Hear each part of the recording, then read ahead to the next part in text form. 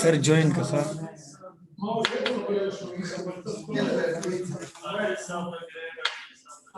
अस्सलाम वालेकुम to everyone.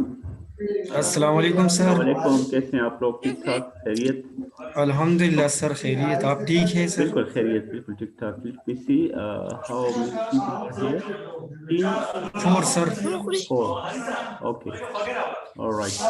Just wait for, I think we'll wait for 1 or 2 minutes Okay sir. and then we will start. In the meantime, let me tell you what would be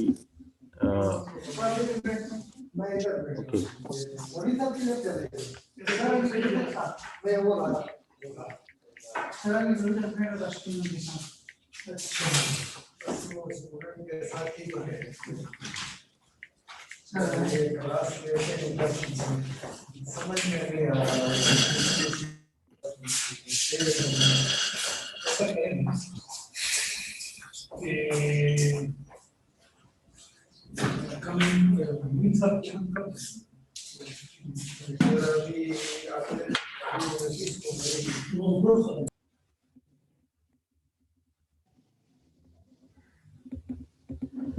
Okay, just we'll wait for a few minutes and then start.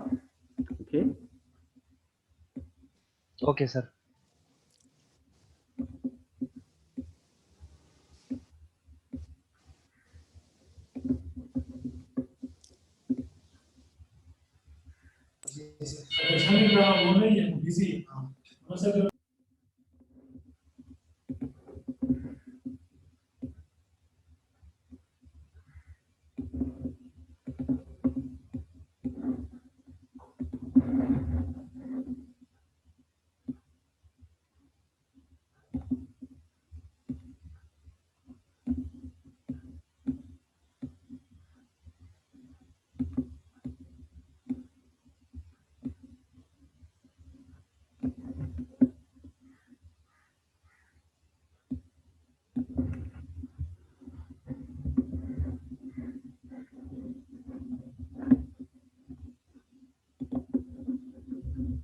Okay, I will share the screen in a moment, but let me just load 1 or 2 documents so that we can start.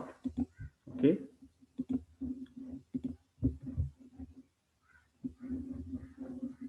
Okay sir.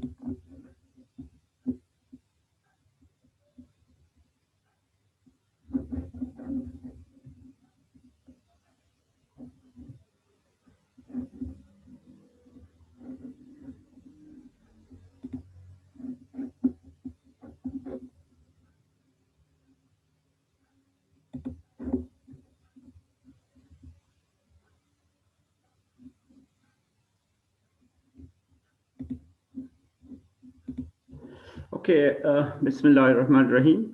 Again, welcome to all of you. I hope we have sufficient number of students right now. Okay, let me tell you what we are going to discuss today. The agenda for today is starting from. Excuse me, sir. Ji, please. Sir अगर आप screen share कर ले हमारे साथ sir. All right. Thank you. Okay, ये अक्सर मैं भूल जाता हूँ. Thank you for reminding. Just in a light note, मैं अक्सर कहता हूँ कि मुझे चूंकि अपना स्क्रीन नजर आ रहा होता है, so I wrongly presume कि आपको भी नजर आ रहा है ना, जो कि actually इस तरह नहीं होता ना. Okay, thank you. Okay, so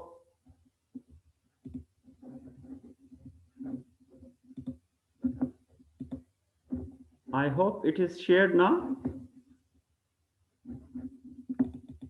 Yes, sir. Okay.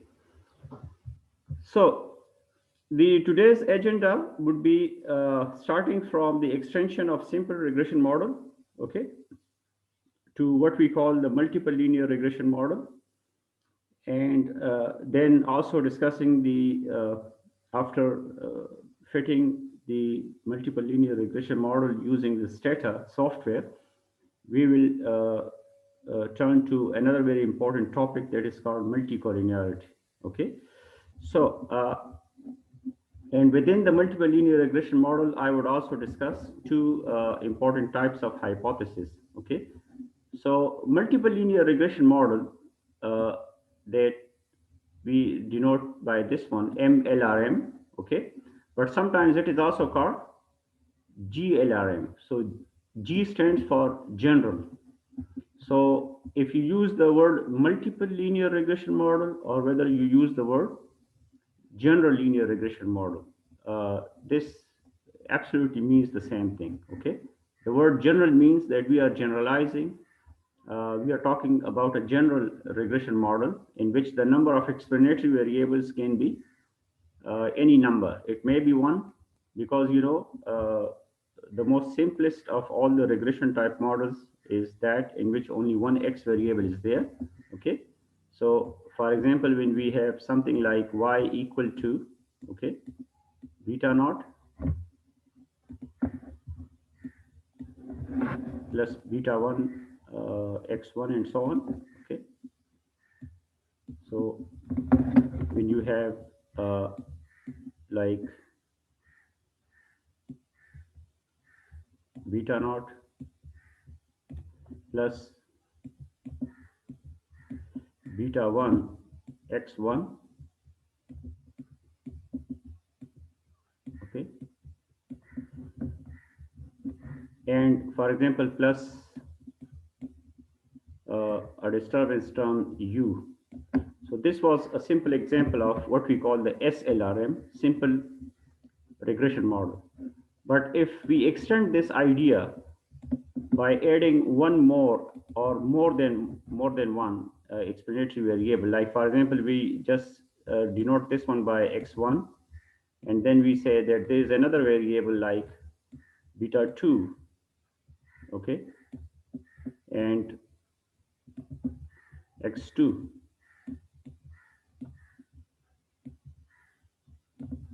and plus u. Then this would be a natural extension of the SLRM. But now we have two explanatory variables, x1 and x2, right? And this can be generalized by including any number of explanatory variables, right? So you can just, in general, you can say there can be a third variable like beta 3,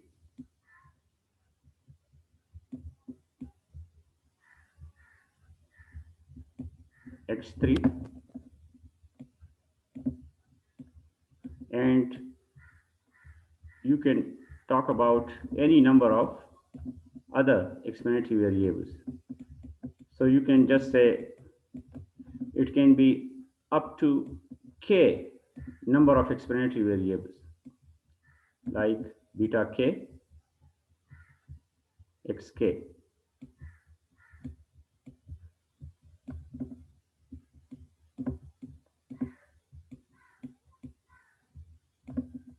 And plus u. So what is k? K is actually the number of explanatory variables in your model. So what you can see on the screen right now is just the extension of SLRM. So this type of model in which in general we talk about k explanatory variables, where k in the context of the multiple linear regression model would be at least 2, right? If k is 2, then it will be limited up to beta 2x2. But k can be any number of explanatory variables, but as long as this k is more than 1, you will call it MLRM or GLRM, okay? For the purpose of simplicity, I have not written this I subscript, okay? So the discussion of estimation of this model, right? Like for example, if you are talking about the PRF for this model, right? So the PRF would have the same sort of idea, okay? The PRF would be just the expected value, okay? PRF.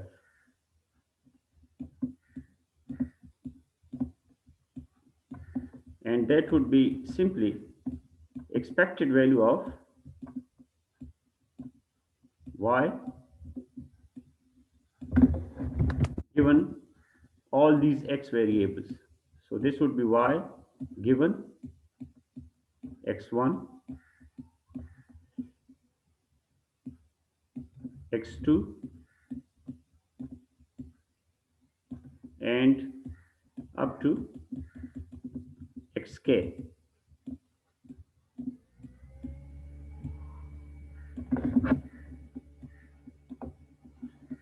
And this PRF would be simply a function of all these explanatory variables, x1, x2, up to xk. And in the above, it would be simply the above right-hand side without u. So I means this particular thing from here up to here, okay? This would be what we call the term over here. So this would be actually the PRF. And then the SRF for the GLRM, okay, the SRF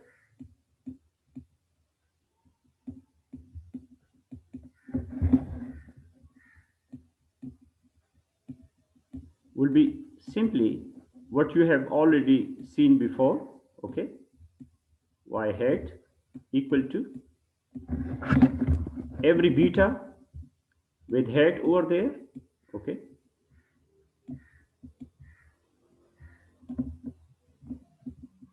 like beta naught hat plus beta 1 hat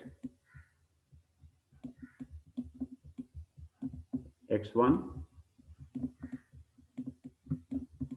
plus beta 2 hat x2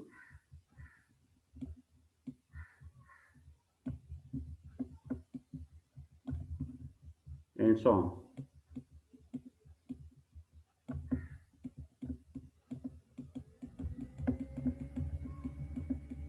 Plus beta k hat xk.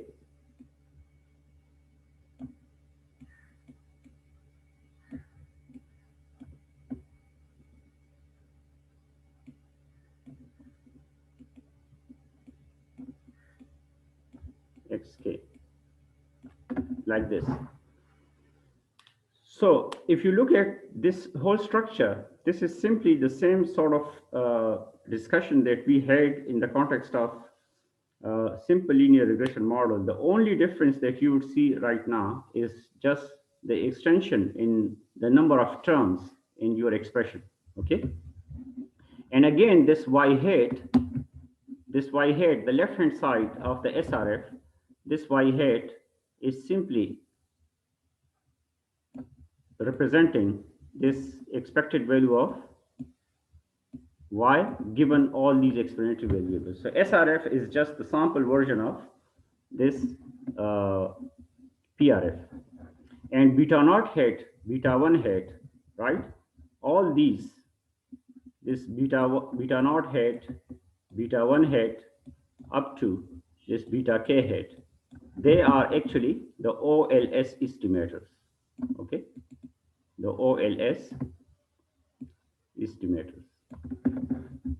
So they are obtained by using the OLS method, right? In which you define the residual sum of square, okay? And then differentiate that residual sum of square with respect to each of these parameters, and then get equations and solve those equations, and then go accordingly. So therefore, our purpose is not here to go for all those derivations, but I just want to show you how this whole thing is carried out so that it makes sense when we will be talking about the estimation of the multiple linear regression model in our case, okay? So this is a file that I would also send you after this session, okay? As you can see here, they have used the word multivariate regression model. By this multivariate, they are actually trying to say that there are more than one variable. Actually, this is the same idea that we are talking about. Although technically there is a difference between multivariate regression and multiple regression, but here the word multivariate is just used in the sense of multiple variables. So the model that you can see on the screen right now, this is exactly the same that I have just shown. Yi equal to beta naught plus beta 1 xi1 plus beta 2 xi2. So k explanatory variables, right? Ui is actually the disturbance term. And for the purpose of estimation, in case of this multiple linear regression model, the corresponding regression theory becomes convenient if you represent this model in matrix notation, okay? So I just want to quickly show you the matrix notation. The purpose is not to actually go into extensive discussion of the theory, but just want to be consistent with what we will discuss later, okay? So the expression that you can see below in the form of matrices and vectors is obtained if you put, for example, as you can see here, I from 1 up to n. I means the unit number, like family number. If this is data on family, let's say y represent consumption expenditure. And on the right-hand side, you are studying the dependence of consumption expenditure, not only on income. Suppose x1, the first explanatory variable, is income. But apart from income, there are also other explanatory variables on which consumption expenditure depends. So for example, x2 may represent the family size, like the number of people living in the household. X3 may be representing, let's say, gender of the head of household. Xk may be representing another explanatory variable. So if you consider, apart from income, other possible explanatory variables which can also have some influence on the expenditure of Y. So this I means the ith family, for example, the ith unit, right? So we have I from 1 up to n, first family, second family, up to the nth family. So in the above expression, if you put I equal to 1, okay, so what you will get, y1 equal to, wherever I is involved in this expression, it will be replaced by 1. So you would have beta 1 x11, beta 2 x12, and so on. Similarly, if you put I equal to 2, so wherever I is involved, that would be replaced by 2. And in general, when you go up to n, if you put n, I equal to n on both sides, so you will get expression for yn equal to something. So this whole thing is summarized in the form of matrix notation, which means if all the n different values of the dependent variable y are combined in the form of a vector, as you can see here, okay, y1, y2 up to yn. What are these things? They just represent the n different values of the dependent variable y, right? And these n different values of the dependent variable y, they can be represented by a vector that you represent by the symbol capital Y. So capital Y, which is a vector, is actually representing these n values of the dependent variable y represented in the form of a vector.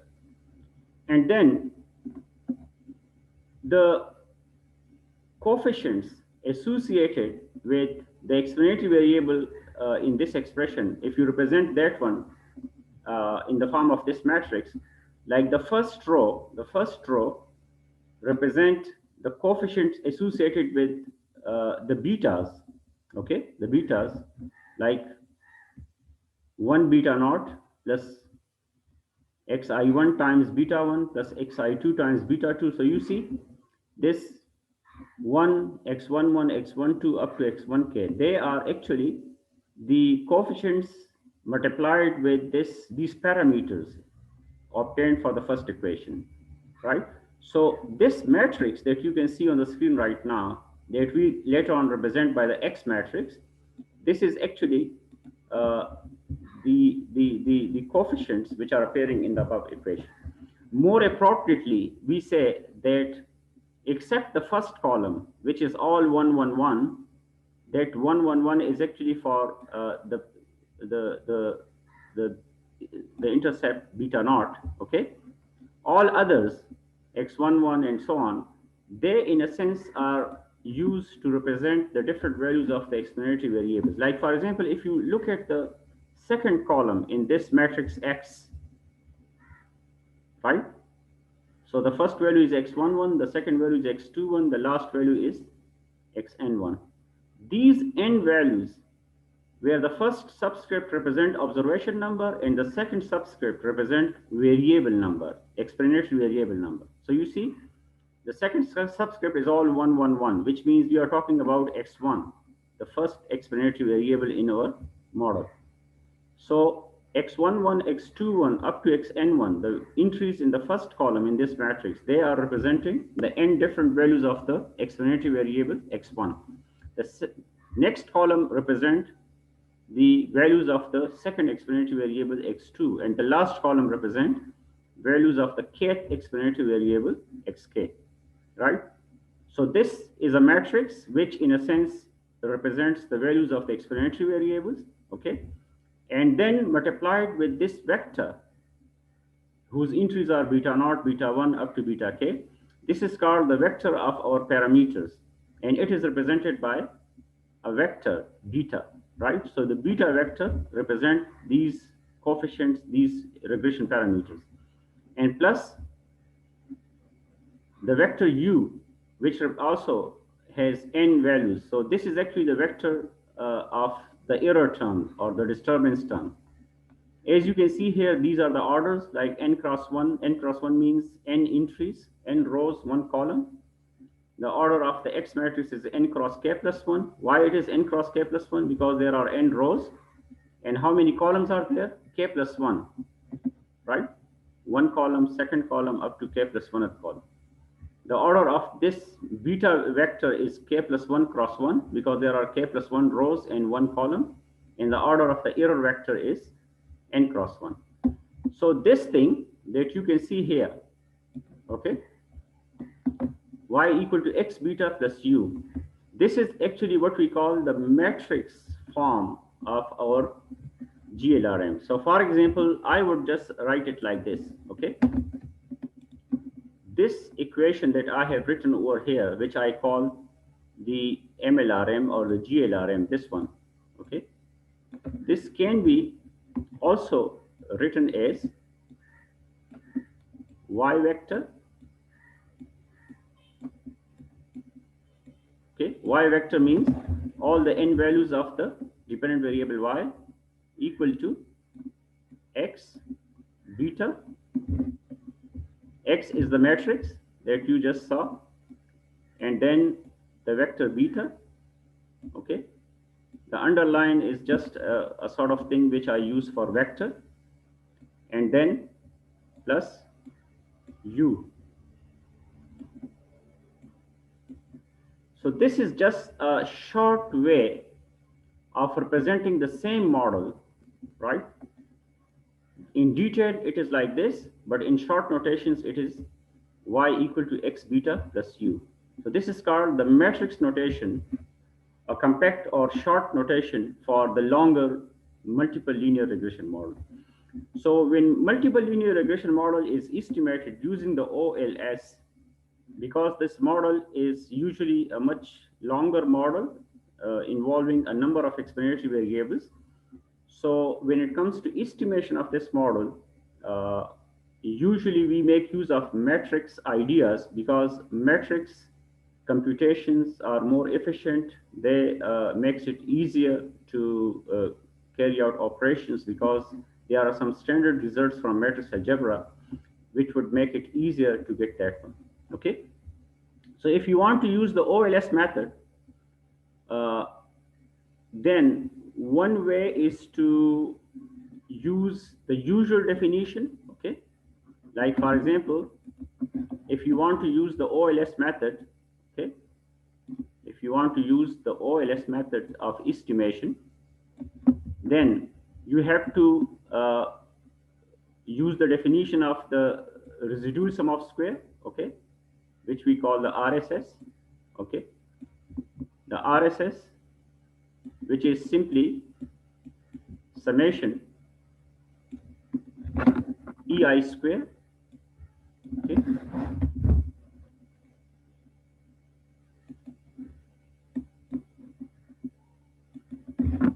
Summation residual square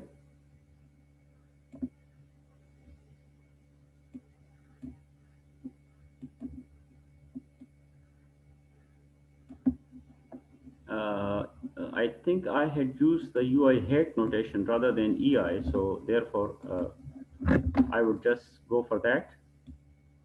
So this would be UI hat square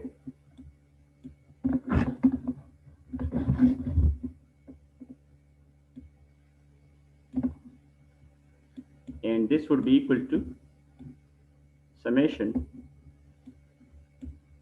yi minus yi hat whole square, like this. And then what you will be doing, you will be replacing y hat by its expression, okay, by its expression like this, and you will be differentiating it turn by turn with respect to beta naught hat, beta 1 hat, and so on. That would be quite complicated. So what we do, usually we make use of the matrix notations, and we say that if our GLRM is like this, then our estimated GLRM, okay, our estimated GLRM is then given by the expression like this. Y hat vector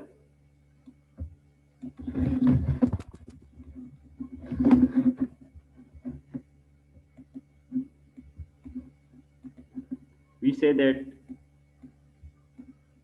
y hat equal to x beta hat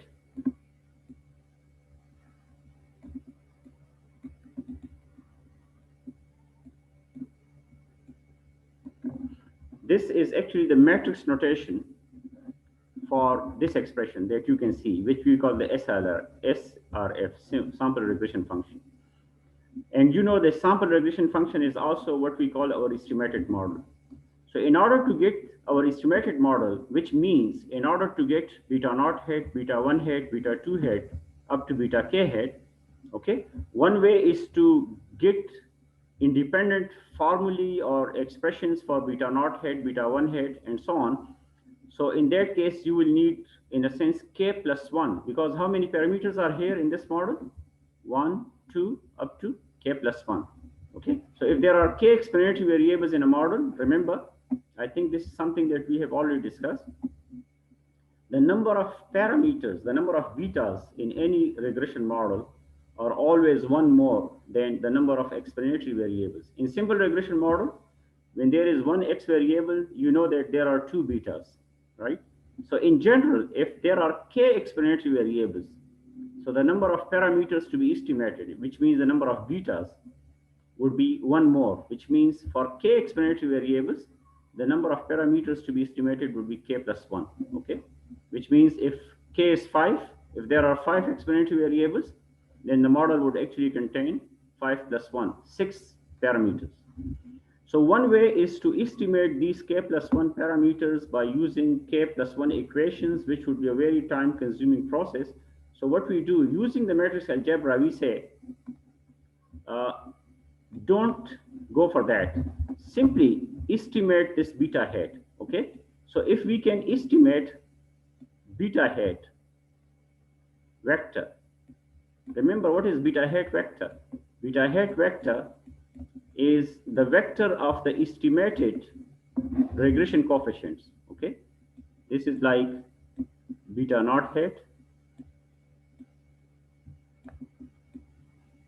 beta 1 hat, and so on.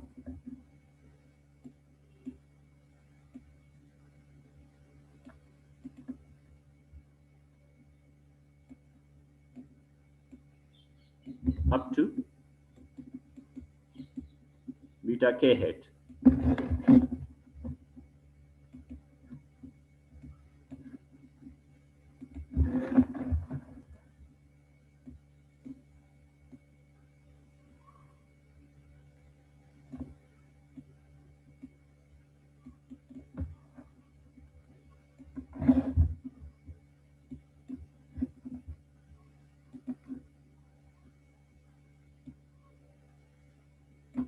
Up to beta k hat, like this.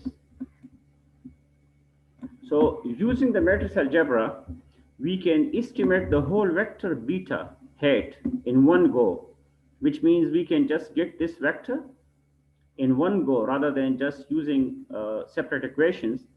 And once we get this whole vector in one go using the OLS method, it would automatically means that the first entry in this vector would be the estimate of our constant beta naught. The second entry in this would be the estimate of our coefficient of x1 and so on. So this is actually done using the matrix notation for the OLS method. And what you would see over here is just the implementation of that. Like, for example, we obtained the error sum of square, this U transpose U that you can see, this is just the sum of square that we use over there. And ultimately, skipping the details of this whole derivation, I just want to show you how this beta hat vector is basically obtained. So this expression that you can see on the screen right now, okay, this expression.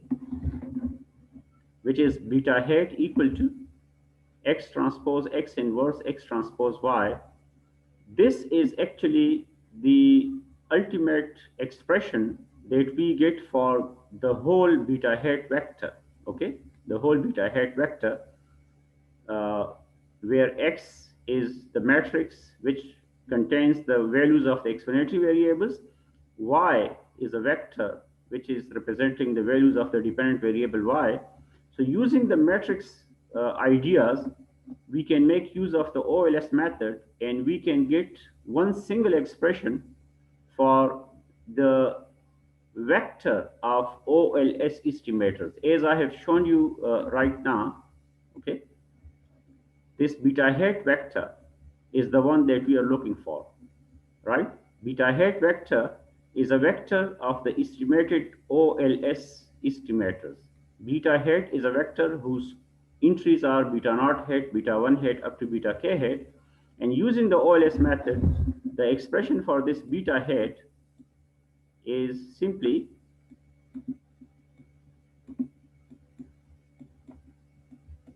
the matrix X transpose, which means interchanging the rows and columns, okay, whole inverse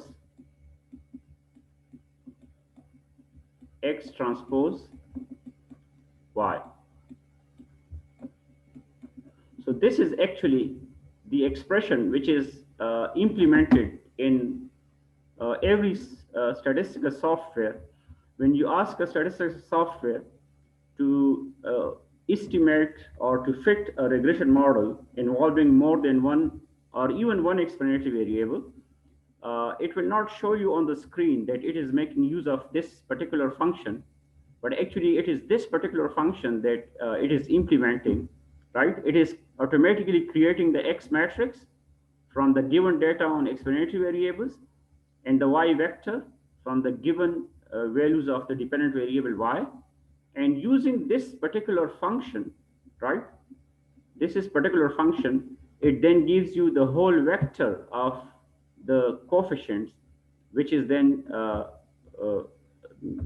considered for the estimated model. So therefore, this is how you estimate the regression model using the expression beta hat equal to, and in matrix notation, we say that this beta hat is the OLS estimator for beta vector, okay? This beta hat is the OLS estimator for the beta vector. Which beta vector? Okay, this one. This multiple regression model in matrix notation was represented by this notation, y equal to x beta plus u. So this vector beta is actually representing the parameters in whose estimation we are interested, okay? And making use of the corresponding procedure using OLS method, which I have skipped, whose derivation I have skipped, okay? It then tells you that the estimator for the beta vector, which is represented by the beta hat vector, is then obtained by making use of this function, x transpose x inverse x transpose y, right? So in general notation, this beta hat vector would be considered as the OLS estimator for this thing. So the point that I was trying to make was that when you are talking about estimation of the multiple linear regression model, MLRM, the very first thing that you will be doing would be to estimate the beta vector, right? Beta vector means the betas in your model, right? And those betas in the model are represented by the beta vector, and that beta vector is then estimated by the beta hat vector, whose expression in the form of this right-hand side is obtained by making use of the OLS method. So that's why we say that this beta hat is the OLS estimator of the beta vector. So this is one result which you will never see on the screen of the software when you will be fitting the regression model. And this other thing that you or any particular matrix would be implementing would be how uh, the variances of the OLS estimators and ultimately the standard errors are obtained. So skipping some of the derivations, I just want to show you the direct result. You get the result for the variance covariance matrix of the beta hat vector, okay? The variance covariance matrix of the beta hat vector, which is given by this sigma square times X transpose X inverse, right? The inverse of the X transpose X matrix multiplied with sigma square. The diagonal entries of this particular matrix, the right-hand side, right, which means sigma square multiplied with the diagonal entries, these would represent the variances of the OLS estimator, okay? And ultimately, the square root of them will give you the standard error. Because these are the two things that we would need in our hypothesis testing. One is the estimates of the OLS estimator, and the second thing are the standard errors that we need over there. So these are actually those two things that you will require. So this function that you see on the screen right now, when a software implements, goes and estimates the multiple linear regression model, for the estimation of the coefficients, it makes use of the previous expression that I have shown you, the expression, right? This X transpose X inverse, X transpose Y. This expression is used for the estimation of the coefficients, and then for getting the results for the standard errors of the OLS estimators, okay, it makes use of this particular function, sigma square times X transpose X inverse. And actually, it takes entries from the diagonal of this matrix because the off-diagonal entries represent covariances. So these are the two standard results that we get.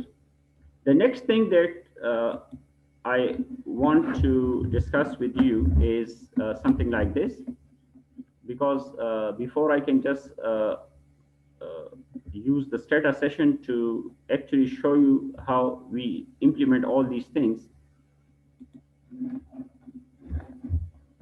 There are two hypotheses that we consider, okay, in the context of GLRM. So what are those two hypotheses? Let me show you.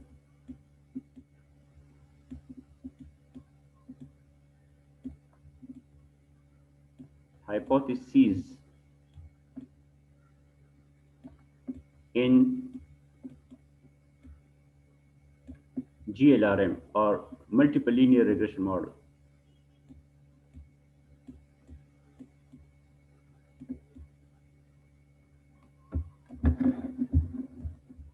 The first one is hypothesis of overall significance. Okay. Hypothesis of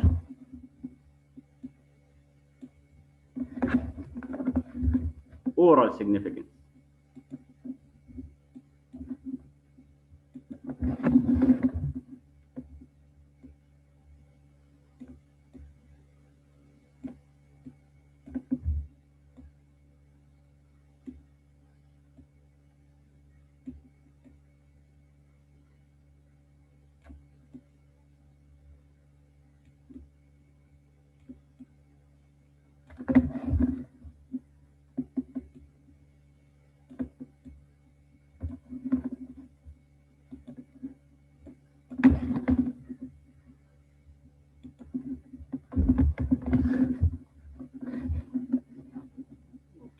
Let me just write it over here.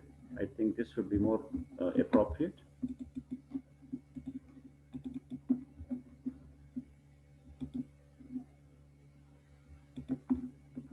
Okay. This hypothesis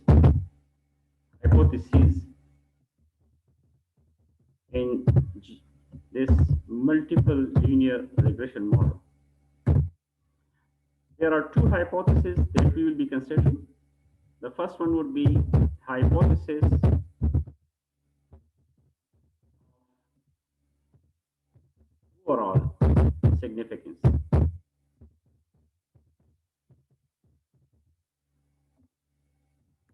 And the second one would be hypothesis of individual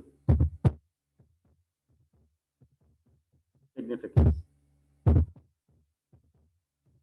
In this order, I will show you in a moment how we use data to achieve these objectives. Okay. The first one is hypothesis of overall significance. Okay. Let me quickly tell you what is the purpose and meaning of the first type of hypothesis and the second type of hypothesis. Okay.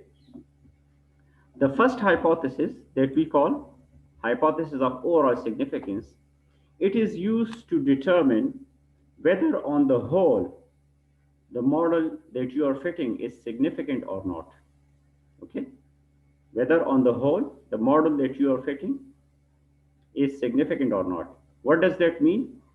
Whether the explanatory variables that you are including in your model, whether they as a whole, remember I'm using the word as a whole, I'm not saying individually, whether they as a whole in the form of one set, whether they as a whole are telling you something significant about the y variable, the dependent variable or not.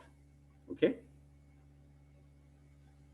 And the second hypothesis that we call hypothesis of individual significance, as the name suggests, here we then discuss the role of each explanatory variables individually, right?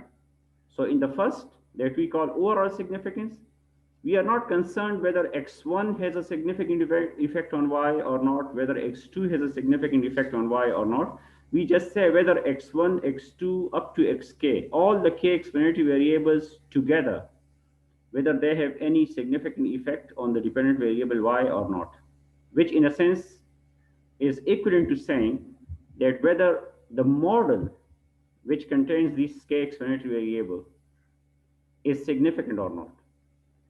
And the second one, as you see, hypothesis of individual significance, this then says, okay, let us take each individual explanatory variable one by one, okay, and see whether which one has a significant effect and which one has no significant effect.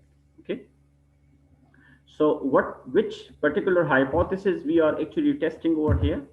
I'm just mentioning it here because you will not see it on any software. So that's why I'm just writing it here. Okay. So the first one that we say H naught, okay, would be something like this.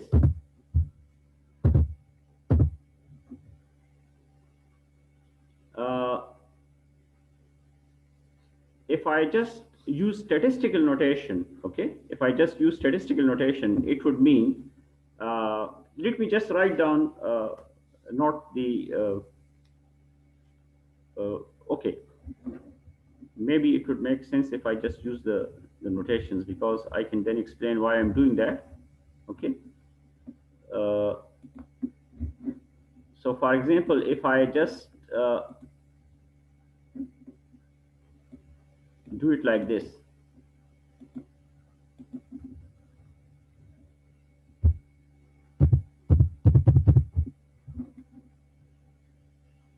And I just write down 1 here, I just write down 2 here, I just write down 3 here, okay? And then I just say something like this. And I write down k here, okay? And let me just remove these last 2, okay? So equal,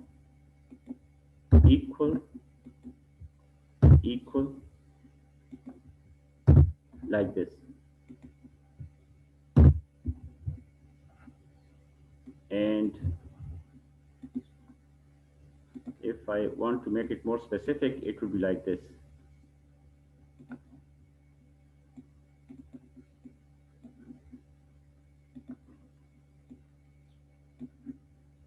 Okay.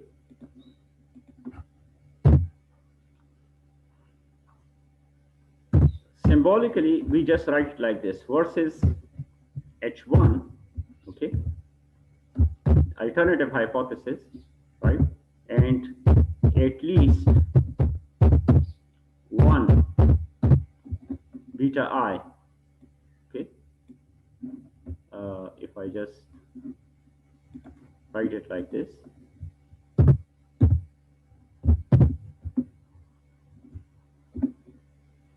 if I replace this one by, no.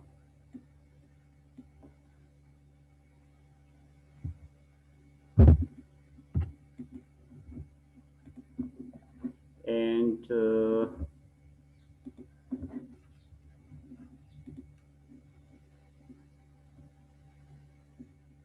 like this. Okay, now this actually makes our statement of our hypothesis complete.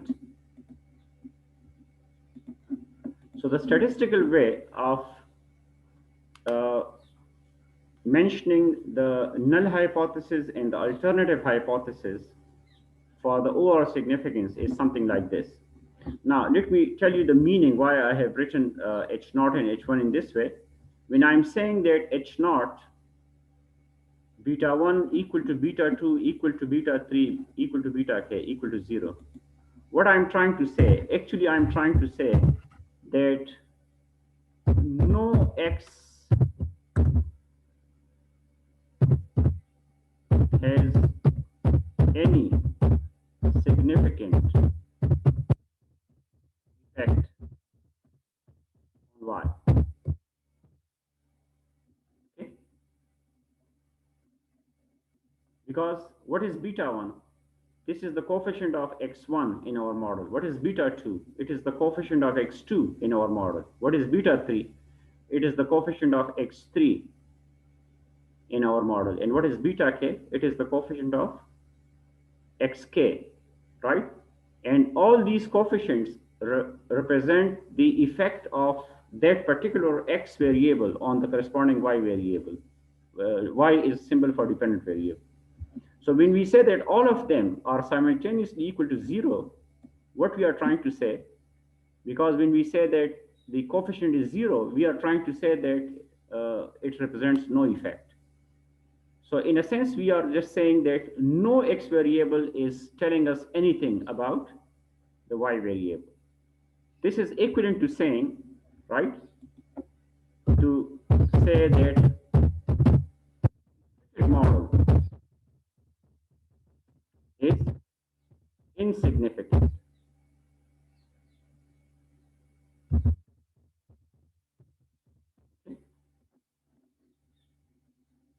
This is another way of saying that thing. So the null hypothesis is the hypothesis of no significance of our model, which means the hypothesis of no effect of any of the x variable.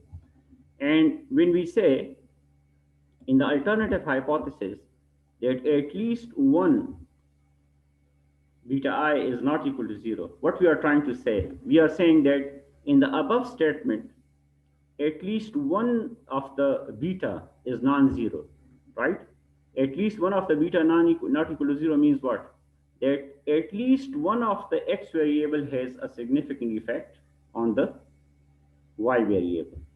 And mathematically, we say that if the above statement is not true for one beta, it means it should be rejected.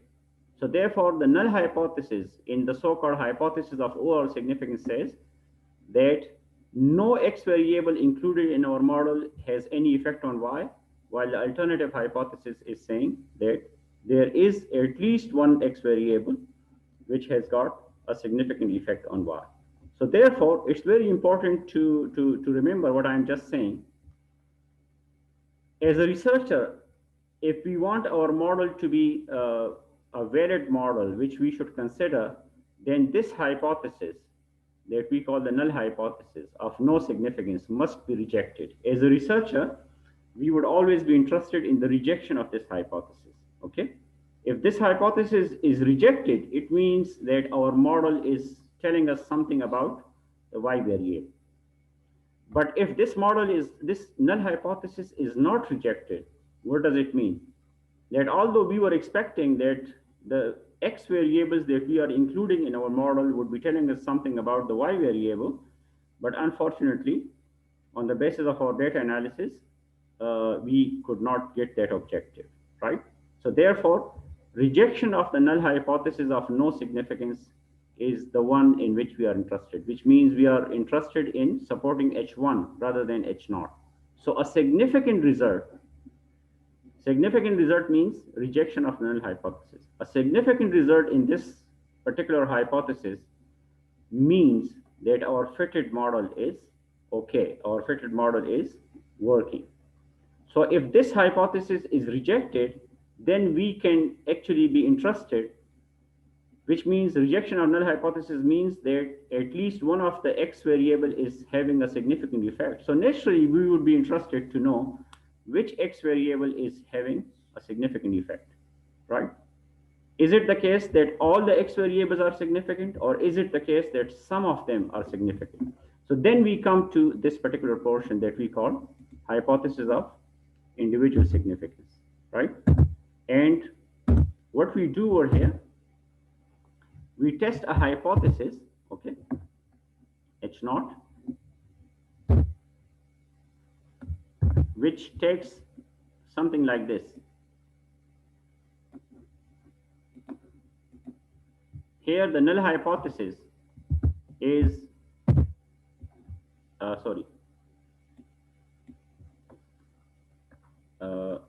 it would be something like this.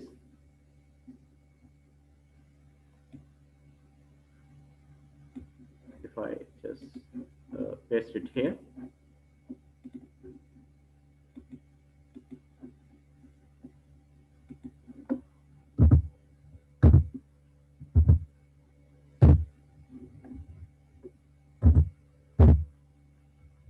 And our alternative hypothesis would be that this beta I is not equal to 0.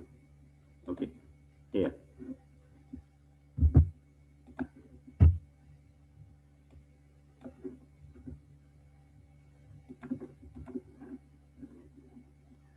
Now, what is beta I? It is the coefficient of the ith X variable. If you put I equal to 1, it means you are talking about beta 1. And what is beta 1? It is the coefficient of X1, right? So this is actually called the hypothesis of individual significance. So after the hypothesis of overall significance gives us a significant result, which means after the null hypothesis of no significance is rejected, we then say, okay, let us see which X variable has a significant effect. So then we test a number of hypotheses that we call hypotheses of individual significance for each X variable. If you put I equal to 1 here, you are testing for the effect of X1. If you put I equal to 2 here, you are testing for the effect of X2, and so on and so forth. But remember, as I would also explain in the status session, this hypothesis testing would make sense only if here the null hypothesis is rejected. Okay? If here the null hypothesis is rejected, only then it makes sense to see which X variable has a significant effect. Okay? So if that hypothesis is not rejected, then it doesn't make any point to see which X variable has a significant effect, because non-rejection of the null hypothesis in overall significance setting means that no X variable has a significant effect. So it would not make any sense to say, okay, although no X variable has got any significant effect, but I still want to see which X variable has a significant effect. For this particular hypothesis, we use an F test using Anova Table that I would show you right now. Right? And for this one, we use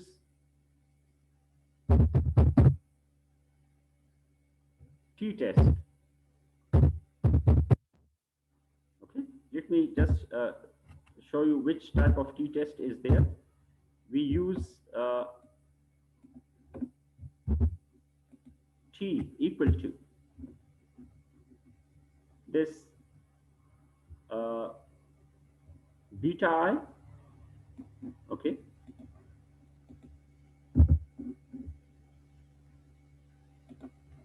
divided by standard error of beta I.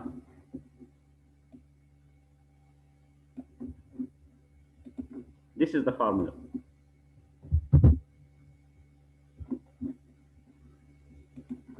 But this is not just beta I, it is actually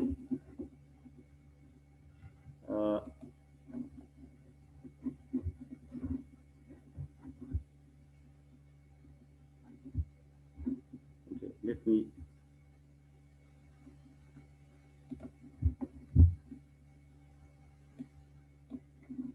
this is actually beta I hat rather than beta I, because here you should use the notations, right? So if we use it here, I don't know, this would be, this t would be equal to beta I hat divided by standard error of beta I hat.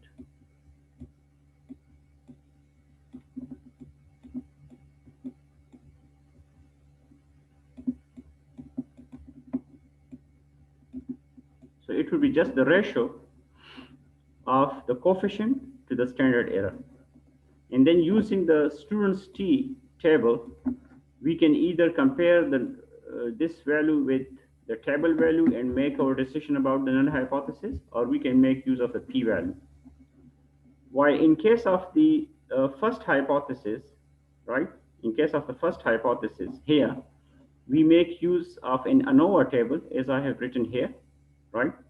And that Anova table then is used to, I think I would just show you that Anova table using the stata session, so that would be more easy understandable. So without going into the further detail, I just wanted to give you an initial background of the sort of thing that we are going to do. So just keep all this discussion in mind when I will be now using stata for fitting a multiple linear regression model.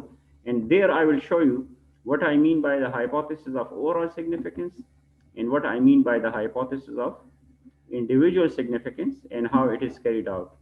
So just open stata, okay. Let me just confirm. Are you with me right now or not? Yes, sir. Can you just open stata? Yes, sir. Okay, just open stata and let's do it together, so that if something is not clear, that becomes clear when we actually go and use the software. Okay. Just give me a go ahead when you think that we can use stata right now. Yes, sir. Go ahead. जी आप stata open कर लें. Okay. So after opening the stata, okay. Sir, just 1 minute, sir. जी आप stata को open कर लें.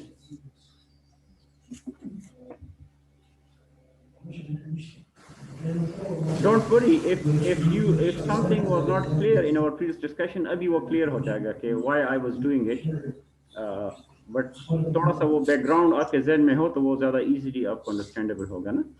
Right, just open stata. जिन्होंने अभी तक stata open नहीं किया है, so आप लोग kindly stata को open कर लें. Okay. Ji sir. Ji, should we start? Yes sir. Okay. Yes, sir. All right.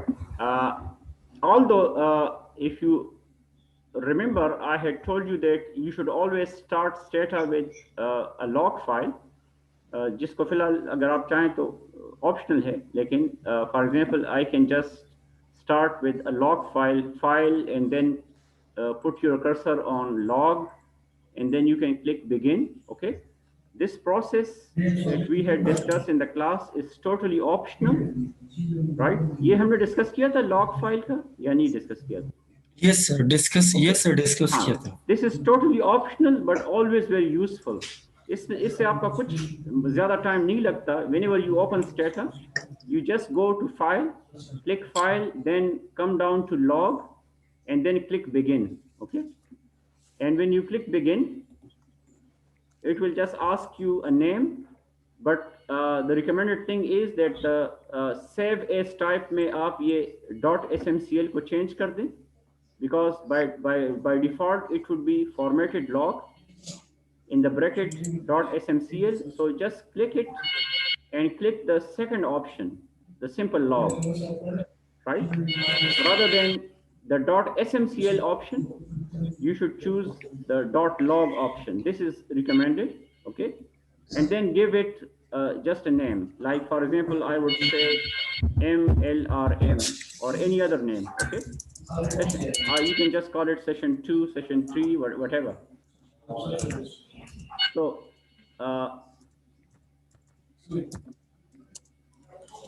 so for example, if I just save it on the desktop or at any convenient location, okay? So you see, it is just telling me that you have started this session on 26th December at 3:10, okay? And now, if you open the data for the saving of our time, we would just open the example data set that we are discussing from the previous lecture. So go to File, come down to Example Datasets, okay? File, then Example Datasets. And when you click Example Datasets under File, there are two options. Click the first option, Example Datasets installed with Stata, okay? Example Datasets installed with Stata, just click this option. And then click the very first dataset by clicking the use in front of auto.dta, okay? So if you click use, which is the Stata command for open, so I just click the use in front of the first dataset, okay? And you see in my Stata screen, now on the right-hand side, top right, I can see in the variable window that the dataset has been loaded with variable names over there. So now I want to fit a multiple linear regression model, by which I mean that one dependent variable and more than one explanatory variable. So I want to fit a model in which price of the car is my dependent variable of interest, and I want to study the dependence of the price of a car, right, on some of the independent variables, leaving rep 78 for the time being and the foreign for the time being. So rep 78 को फिलहाल मैं नहीं करता, इसका reason मैं आपको बताऊंगा, because rep 78 is a qualitative variable. For the time being, I am taking everything quantitative. Price is a quantitative variable, and on the right hand side of my equation, I am also taking quantitative variables. Therefore, I would just type in the command window reg, okay? Reg is the command for fitting linear regression model, followed by the list of variables where the first variable in that list must be the dependent variable. So after typing reg in the command window at the bottom of my screen, I would go to the variable window, put my cursor in front of price. When this arrow appears in front of price, I will click it, and it will come here in the window. And then I will just... Shah, sir, please, mic lakpal ban ke tasu. Is it okay? Yes, sir. That's okay. I hope you are doing it alongside, okay, we get the result together.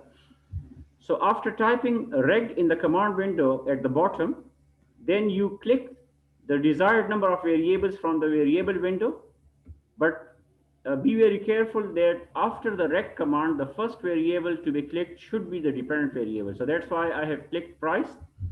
And then independent variables can be clicked in any order. There is no particular requirement. So for example, I am clicking MPG from the variable window. I'm leaving rep78 for the time being for the reason that I have just said that rep78 is a qualitative variable, so I'm not doing it for the time being. So after MPG, I'm clicking headroom, then trunk, then weight, then length, okay, and then turn, displacement, and gear ratio, right? So apart from price, which is the dependent variable, which variables I have brought in the command window? 8 explanatory variables: MPG, headroom, trunk, weight, length, turn, displacement, and gear ratio. Gear 1, ratio. 2, 3, 4, 5, 6, 7, 8. Okay. Although it's not important for the time being how many explanatory variables I'm bringing in, but the important thing is that the number of explanatory variables should be more than one, so that it becomes a multiple linear regression model. So it means that before I can click enter, it means that in the equation that I was talking about in the beginning, here the k, which represents the number of explanatory variable, right? Because in general we talk about k explanatory variable model. So what is actually k in the given case? कोई बता सकता है?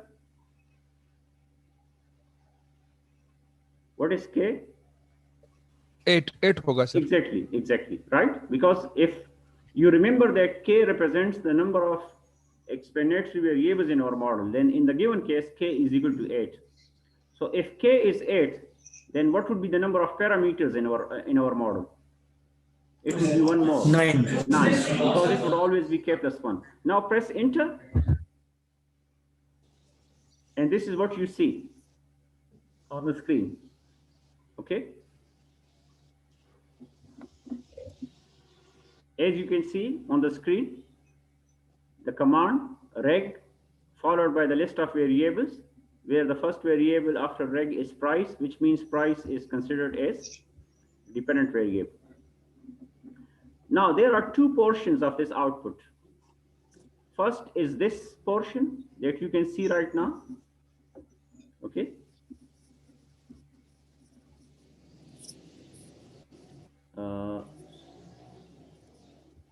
Let me see whether, okay. So this is the first portion that you can see on the screen. This first portion is for the first type of hypothesis that I have just described, the hypothesis of overall significance.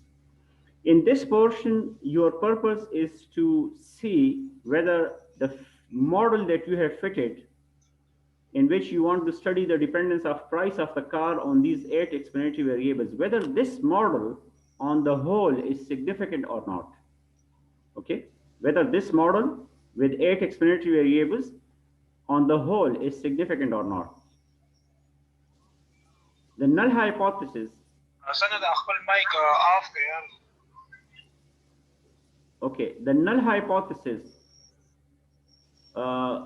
for which you are using this portion of the output, the null hypothesis says that none of these 8 explanatory variables has any significant effect on the price of a car.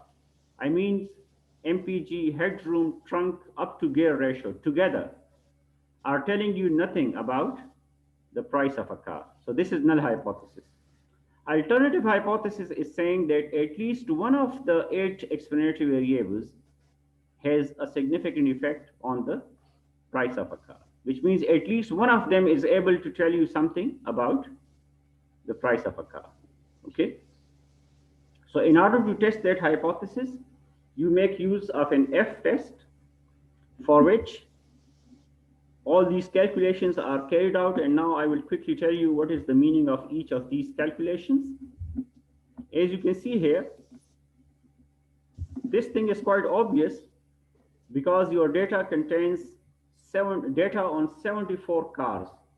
So that's why you see the number of observations in this data set is 74. So in a sense, this 74 is your sample size, which can be represented by small n, okay, small n. So this is actually, this is, all right.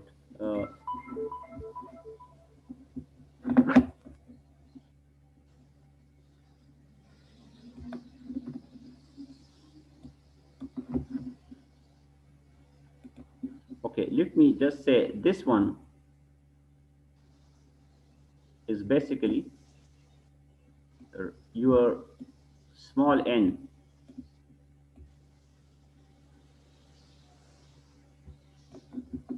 Sample size, okay? Now, this is the F ratio that you have used for the testing purpose. That's why we call it the F test, okay? This one.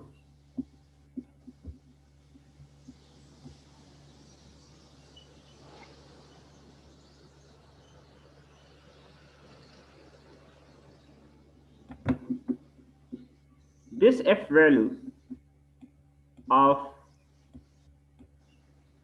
7.48 that you can see on the screen.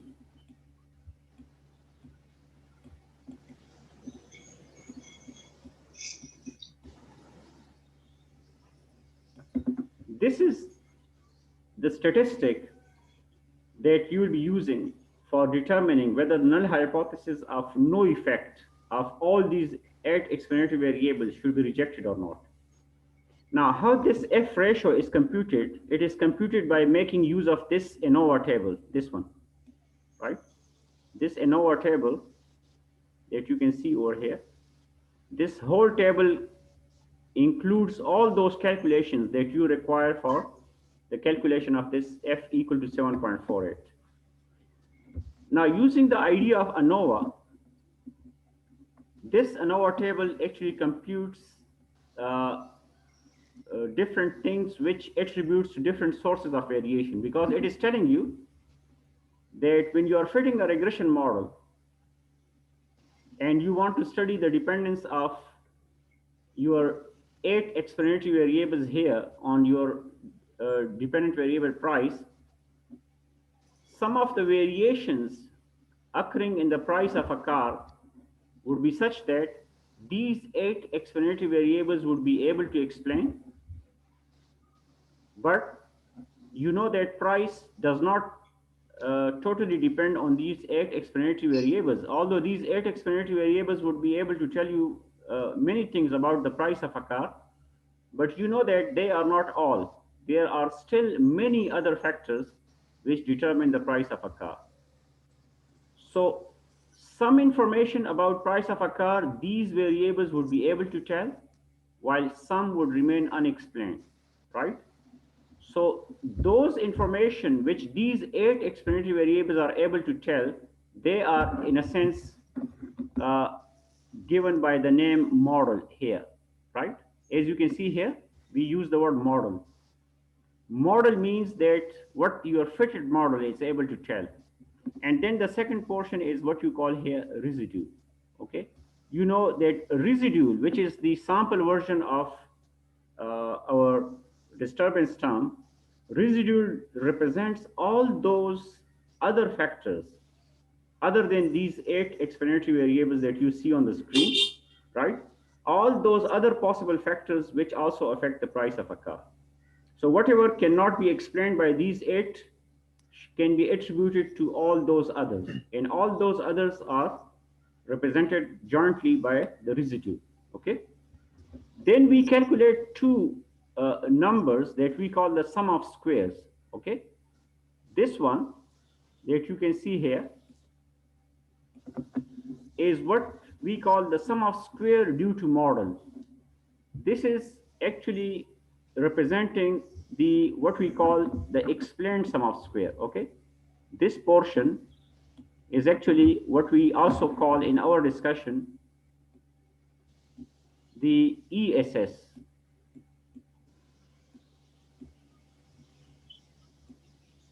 ESS.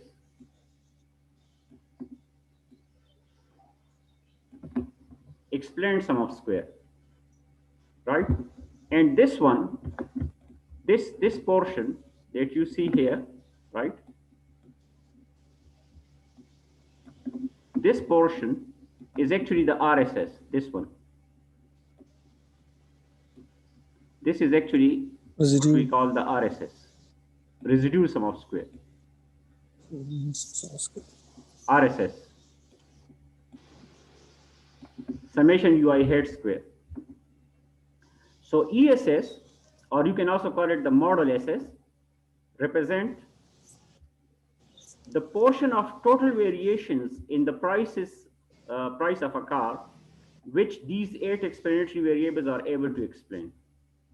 And residual sum of square, or RSS, represent those variations in the price of a car which these 8 explanatory variables are not able to explain. So in a sense, the residual sum of square represent unexplained variations.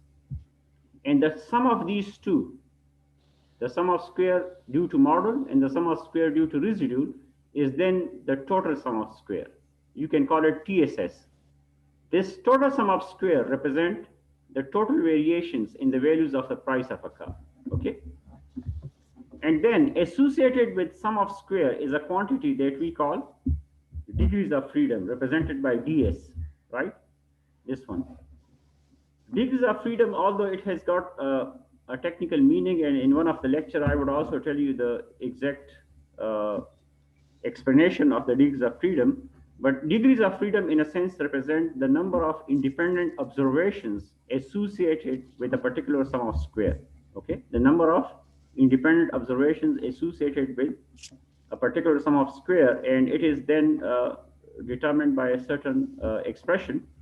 But usually the degrees of freedom associated with the total sum of square, okay, is n minus 1, sample size minus 1. So this number would be n minus 1. So if n is 74, then n minus 1 would be 73. This number that you see here, this one, 65, this is actually the degrees of freedom associated with the RSS. This is one of a very important number, okay? And this number is simply n minus k plus 1. N, which is sample size, minus k plus 1. What is k plus 1? The number of parameters in our model. In the given case, we know what is k plus 1 because k is 8. So what would be k plus 1? It would be 9.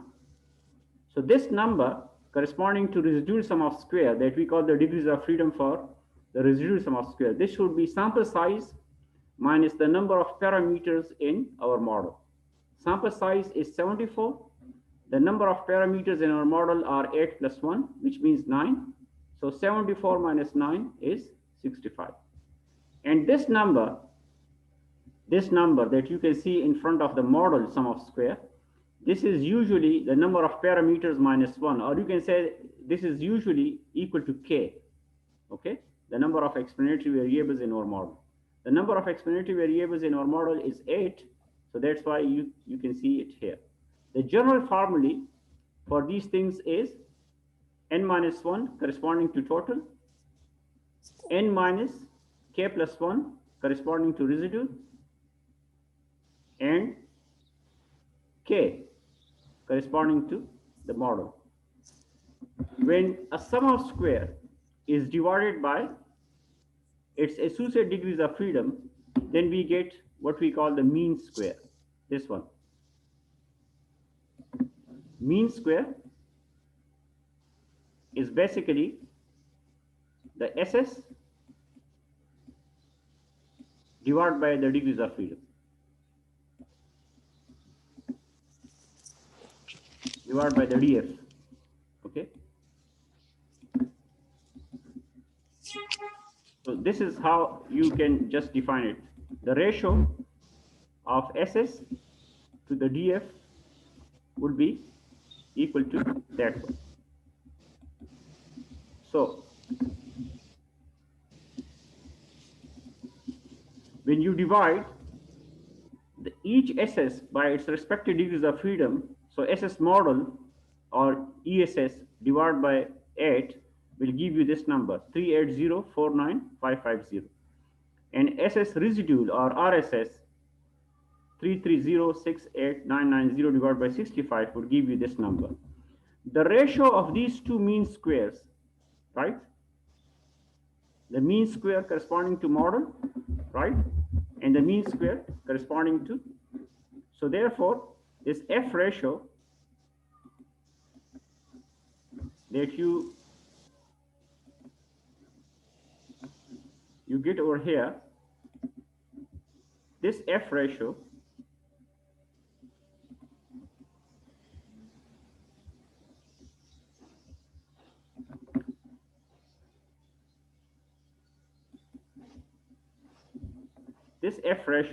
is simply, if I just come back over here, this F ratio that you can see on the screen over here, okay, which in the given case is 7.48. This is simply the ratio of mean square for model divided by the mean square for residual. So the ratio of these two numbers, if you consider these two numbers, okay, one divided by the other, you will get this 7.48. And then associated with every numeric value of the test statistic is a p-value, which tells you what are the likelihood of the null hypothesis being true if you get such a result, okay? Which means how likely the null hypothesis is, and we usually say that if the likelihood is very small, then you should reject the null hypothesis. And the standard for that is whenever this p-value is less than 0.05, okay, whenever the p-value is less than 0.05, okay, then in that case you reject the null hypothesis. So clearly the p-value here, okay, the p-value here is clearly small, so therefore you reject the null hypothesis. So what was the null hypothesis in the given case? That these 8 explanatory variables are not telling you anything about the price of a car. Looking at this p-value, which is exactly 0, okay, you come to the conclusion that the null hypothesis of no significant effect of these 8 explanatory variable is rejected, and you accept the alternative hypothesis that at least one of the explanatory variable has a significant effect. So therefore it then tells you that you can come to this portion of the output, okay? I usually call this portion as the macro and output, or the macro picture, and I call this one, the second one, as the micro. By that I mean that the first portion is telling you something as a whole about the model. It is just trying to tell you whether on the whole the model is significant or not. If the model on the whole is significant, only then you say, okay, let me come down and look at this portion to determine which explanatory variable or variables have a significant effect on the price of a car. But keep in mind that if this hypothesis testing here was other than significant, like for example, if this p-value was something like more than 0.05, okay, it was more than 0.05, then in that case it would be totally useless to look at this result in detail. So the fact that we have got a significant result here now justifies that you can come down and look at this one, right? So therefore the result of this overall significance can be a green signal for you to come down and look at the detail, or it can be a red signal for you to stop. Red signal किस case में होगा कि अगर यहाँ पे insignificant result आ जाए. Okay, now that you have a significant result here, you can come down. So before you can just look at the individual significance, this portion is also telling you what is your fitted model. Okay, so the fitted model information is obtained from here. The numbers below the coefficient are actually that thing that I call the beta hat vector. Okay, if you recall, when I was telling you something about the beta hat vector, this one, okay, this is actually estimated using the OLS function x transpose x inverse x transpose y, and this is actually the beta hat vector that you can see under the title coefficient, where beta naught hat is this last number corresponding to constant. This is like the intercept 12675.28. This is actually beta naught hat. And all other coefficients are the coefficients associated with these x variables. So for example, if x1 is MPG, then this minus 106.5286 is actually beta 1 hat. If x2 is headroom, then you can say this minus 791.7118, this is beta 2 hat. So all these numbers are actually those estimated OLS estimates that you have obtained using the OLS method.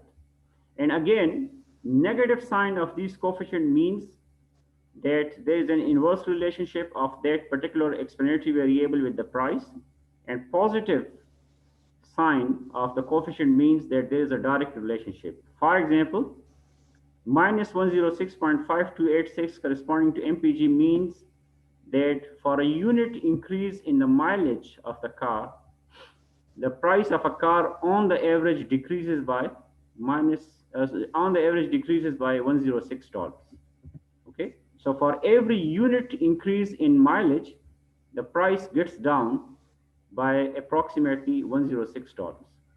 And for example, if the figure corresponding to weight is plus 4.85 something, so it means for a unit increase in the weight of a car, the price increases by approximately $4.85, which means every additional 1 unit increase in the weight of a car, right? As the car becomes heavier and heavier, the price would also increase. And how much it would increase? This is just telling you that relationship. So 1 pound increase in the weight of a car would correspond to a $4.85 increase in the price of a car. And then the hypothesis of individual significance is given by this portion of the output. Okay, this portion of the output, this one, sorry, also the t value.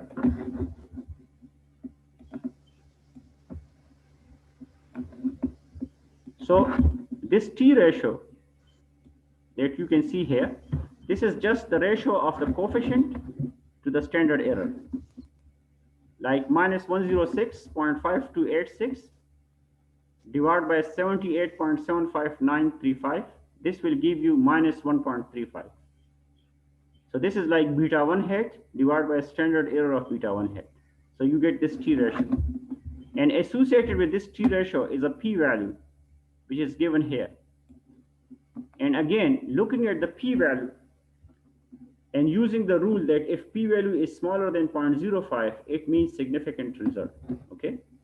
So the null hypothesis in each of these t ratios, the null hypothesis is that the corresponding x variable has no effect on the price of a car. Alternative hypothesis says that there is an effect. So whichever p-value in this portion, whichever p-value is more than, is smaller than 0.05, then it means that that would show a significant result. So if you look at this particular list, you see which p-value is actually is significant. Okay, right?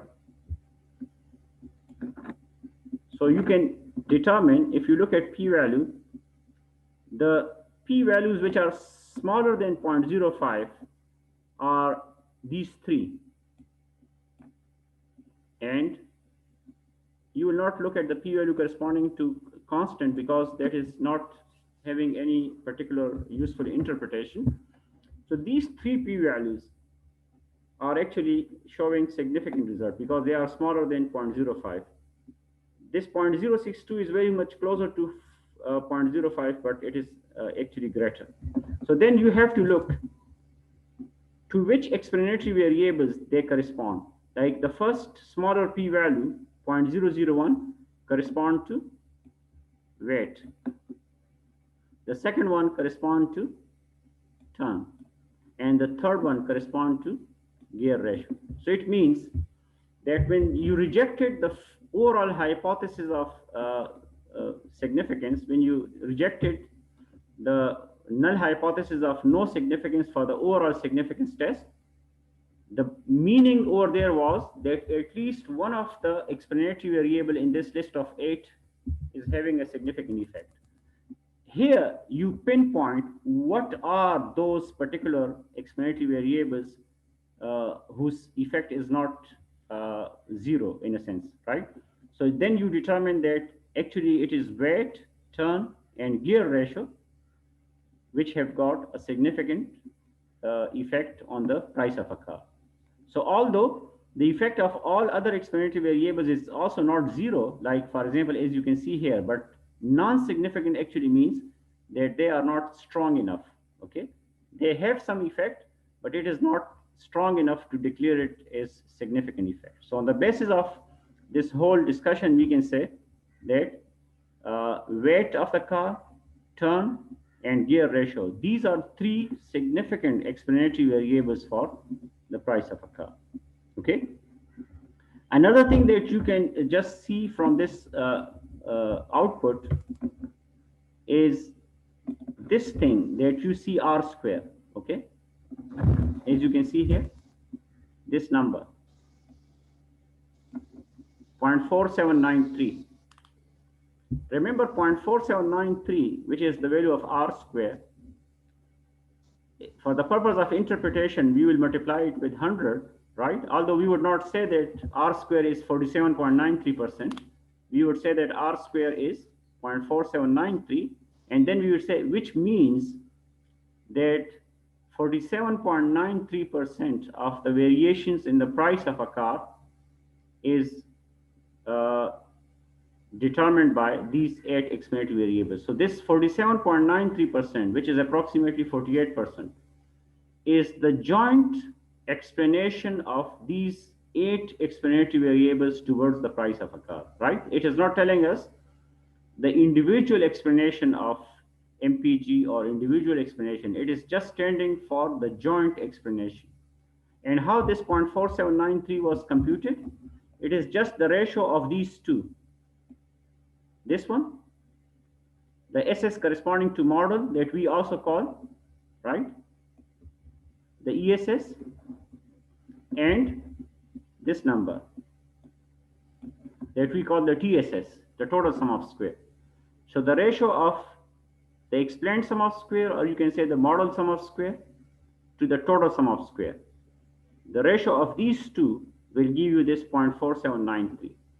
And this will then tell you how much the 8 explanatory variables in your model explain the behavior of the price of a car, okay? So 47.93%, which means approximately 48% of the variations in price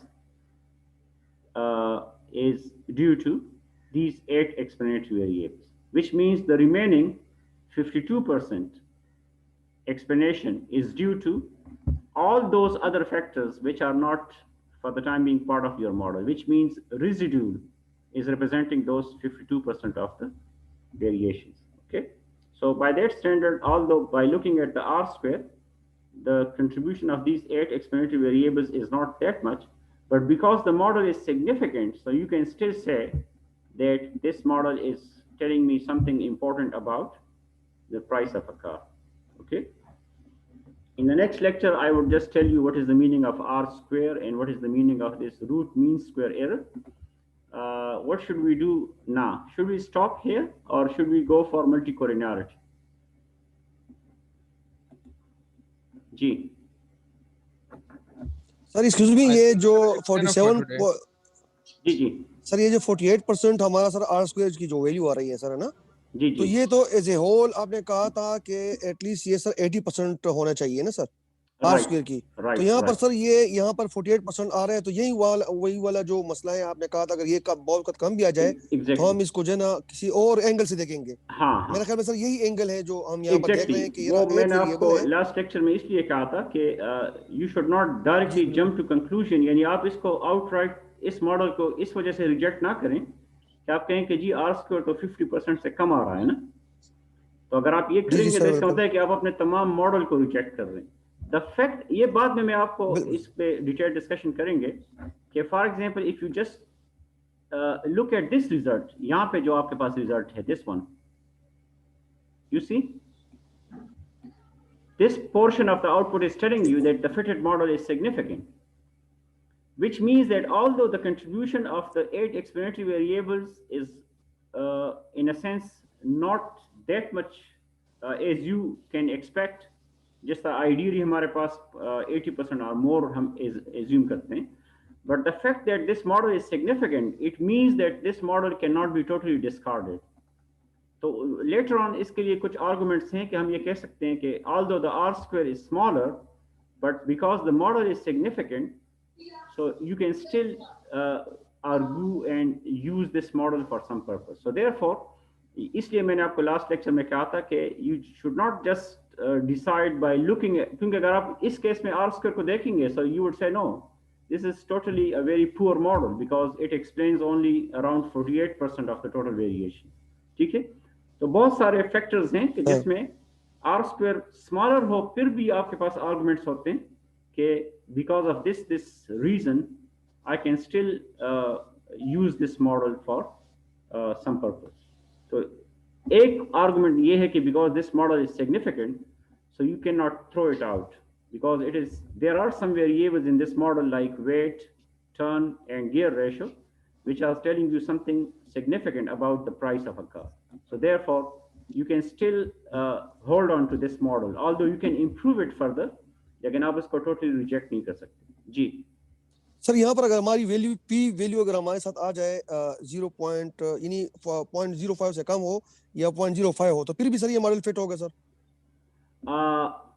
if this p value associated with the f statistic is more than 0.05, right, then in that case नहीं sir, जी अगर equal हो sir 0.05 हो या उससे कम हो तो फिर भी सर ये मॉडल फिट होगा सर। ये नहीं 0.05 से कम हो फिर तो मॉडल फिट होगा ना, अगर 0.05 या उससे ज्यादा हो, if it is exactly 0.05 or more than 0.05, in that case this would be a red signal, it means stop, don't use this model sir, क्योंकि उसका मतलब ये होगा कि आपका कंक्लूजन ये होगा the model is insignificant।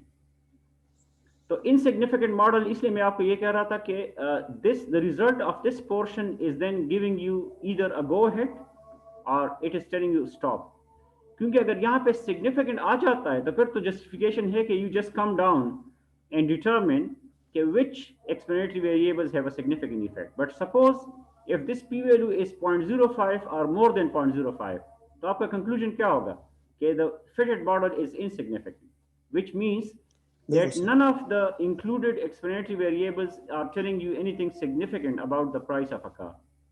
Then it would be just a wastage of time कि आप ये कहें कि although the model is insignificant, but I still want to see which one is significant. समझ रहे हैं आप ना? बिल्कुल सर, मतलब ये कि वो तो फिर यूजलेस आर्गुमेंट होगा कि यहाँ पे आप कंक्लूड कर रहे हैं कि no explanatory variable has any significant effect, और फिर नीचे आकर आप देखना चाहते हैं कि which explanatory variable has a significant effect. So therefore a significant result in the first portion is very important for the justification. तो इसलिए मैं ये कहता हूँ कि आप नीचे आउटपुट की तरफ तब आएं अगर यहाँ पे आपके पास सिग्निफिकेंट रिजल्ट का कंक्लूजन आ जाए। If unfortunately you have a conclusion of insignificant model here, then don't waste your time by looking at the details of an insignificant model. You are just wasting your energies and your time to look at the details of an insignificant model. यानी जो model आपको use ही नहीं करना चाहिए तो उसके details में आप क्या करें? समझ रहे हैं आप ना? बिल्कुल सर, राइट। सर ये एक क्वेश्चन सर एक्चुअली में दूसरा है, जी जी। ये जो हमारी सर जो वैल्यू है एफ की सर, जी F statistics. तो इसकी सर एटलीस्ट 4 क्या वो क्या सर वो है हाँ, यार्डस्टिक क्या इसके है लिए इसका? लेकिन वो उसको हम कहते हैं रूल ऑफ थंब ना, rule of thumb. In the older times when softwares like these were not available, when most of the calculations will be carried out by hand, उस वक्त लोगों ने ये रूल ऑफ थंब एस्टेब्लिश किए थे ना कि फॉर एग्जांपल मिनिमम कितनी वैल्यू हो कि आपके पास सिग्निफिकेंस की कंक्लूजन आ जाए. तो उसको हम कहते हैं कि अगर आपके पास f की वैल्यू ग्रेटर देन 4 आ जाए तो उस केस में फिर आप कहेंगे कि आपके पास जो मॉडल है वो सिग्निफिकेंट है. इस तरह यहां पे भी हमारे पास अगर t की वैल्यू, आप t की absolute value means ignore the sign, right, ignoring the sign. अगर नेगेटिव हो तो नेगेटिव को इग्नोर कर लें. अगर आपके पास वो 2 से ग्रेटर आ जाए, क्योंकि स्टैटिस्टिकल थ्योरी आपको ये बताती है ना कि the square of t is actually f. तो t के लिए रूल है कि इग्नोरिंग द साइन, अगर आपके पास t रेशियो के वैल्यू जो हो वो यहाँ पे, if any t value is more than 2 ignoring the sign, तो फिर वो सिग्निफिकेंट रिजल्ट शो करेगा. And the same is the case here. Any f value, because f is always positive, तो यहाँ पे साइन का कोई मसला नहीं है, because it is the ratio of 2 sum of square, and sum of square is always positive.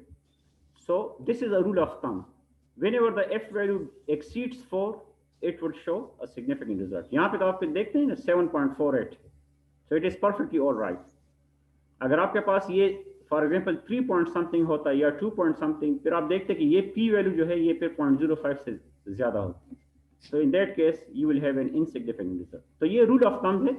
But nowadays, the 4F rule or the 2T rule, they are not that much necessary because आपके पास software available है और software immediately आपको P value दे देता है. तो इसलिए आपको 4F rule या 2T रूल यूज करने की जरूरत नहीं है. अदरवाइज अगर आप इसको याद रखना चाहते हैं कि F की वैल्यू कब सिग्निफिकेंट होगी, अगर वो 4 से एक्सीड करती.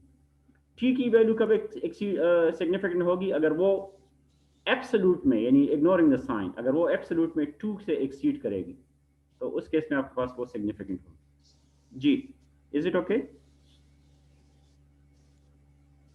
बिल्कुल sir, thank you so much sir. Okay, I think we should stop here. Multicollinearity चूंकि जरा सा इन्वॉल्व टॉपिक है, सो इफ यू एग्री इसको हम नेक्स्ट लेक्चर में डिस्कस कर लेंगे, और एज यू सजेस्ट. जी, बाकी लोग क्या कहते हैं? Okay, sir. Okay, sir. It's enough for today. Is it sir. okay for today? Okay. Yes, sir. It's okay. If you go to the portal, तो वहाँ पे मैंने आपको एक assignment भी upload किया है, okay? And the purpose of the assignment is to just, in a sense, आपकी जरा सी revision हो ना कि जो चीजें हमने discuss की हैं कुछ previous lectures में और कुछ आज के lecture में. So it is required over there that you should take a relevant data set belonging to your field and fit a multiple linear regression model by choosing an appropriate dependent variable as well as a number of explanatory variables. And using stata that we have done today, you should get an output like this.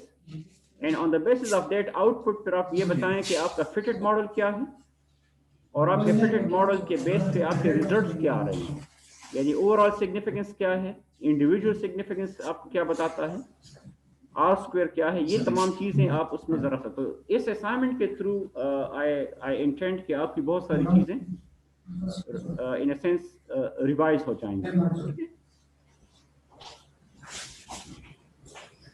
Okay, so